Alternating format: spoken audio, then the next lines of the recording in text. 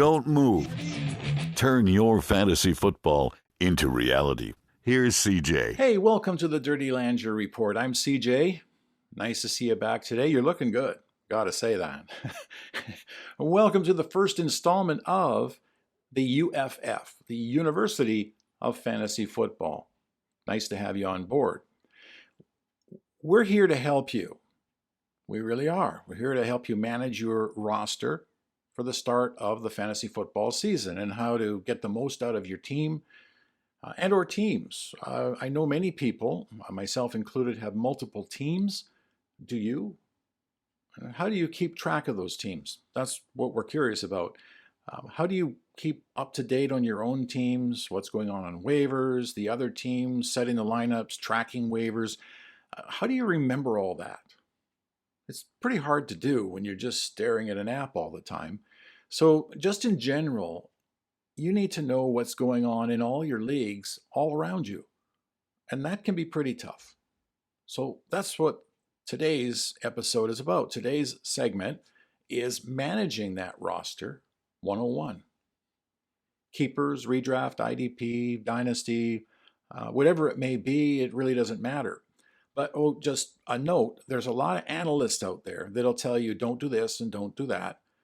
But what they don't do is they don't tell you to do this and do that. They don't have the solution. They just create problems and throw them at you, and you avoid players because you're told to. But we're here to do things a little differently. We're here to tell you what does work, what has worked, how to manage your roster, how to win, but more importantly, how to set yourself up to be the champ.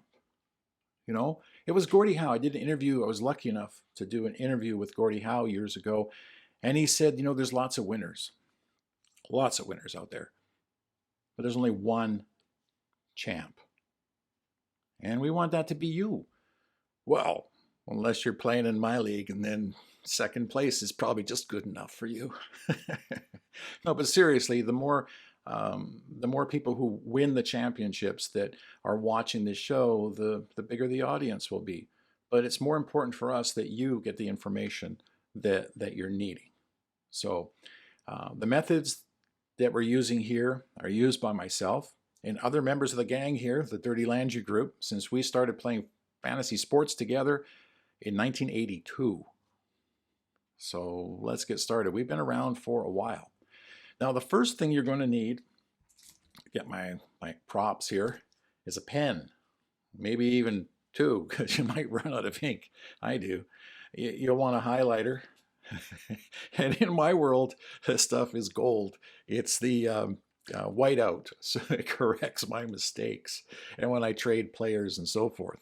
But the first thing that we're going to do here is get access to our app, and we're going to figure out who we have on our team. But we're not going to scroll through the app.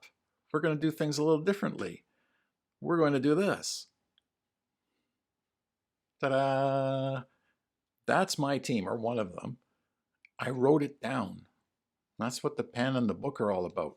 See, I got the book right here. Oh, there goes my little notepad on top of the book. But this book I have right here, this is like 2023. These ones are 22, 21, 20, 19, 8, all of, 40 years of books sitting on a table that I can refer to at any time that I need to. I mean, I look back and say, oh, I had Ty Detmar. He had a good season. So having that there does a couple of things for me.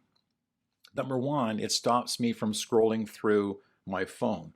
And if you're scrolling through your phone looking at your lineup, how can you possibly see all the players in groups and the ones that and see what your team is like?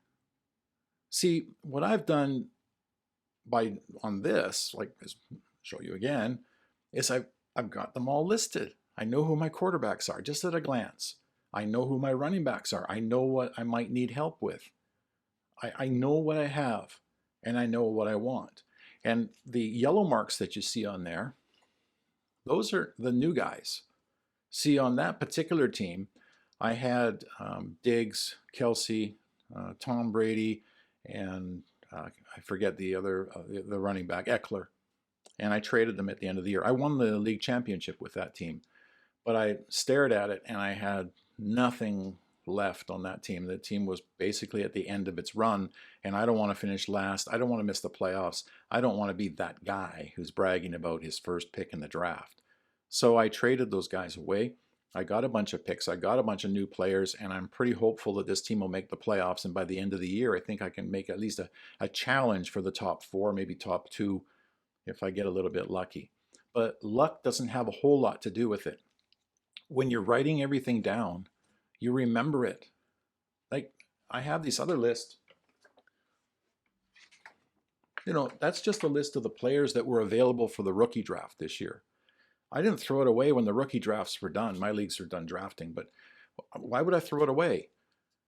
I typed up that list. I'm going to keep it, and I'm going to refer to it as the season goes on so I can remember where this guy was drafted, who he was drafted by, and why I thought he might be, because I got notes on there, and it's telling me why I think guys like Tyler Batty have an opportunity in Denver this year.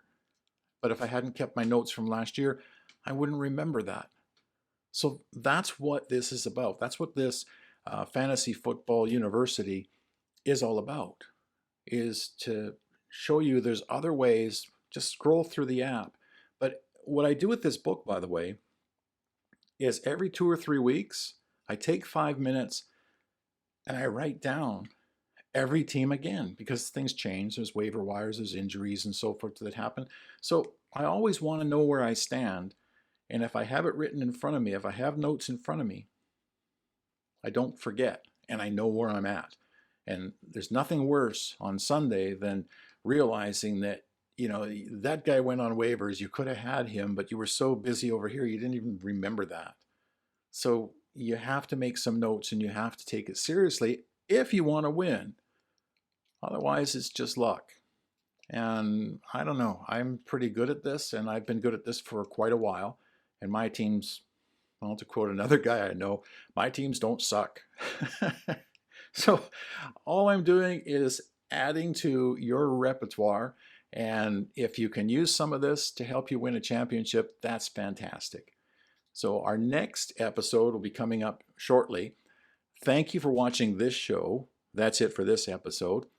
I hope there's some good information there and you go out and actually buy a notebook. I'm hoping that you'll also attend the next class. And that's where we're going to discuss why Jamal Williams, players like that, and older running backs can actually win you a league championship. Yes, they can, believe it or not. That's on the next episode of the University of Fantasy Football on the Dirty Landry Report. I'm CJ. Like, subscribe, and if you have questions or comments, send them. We'll reply. Have yourself a great day.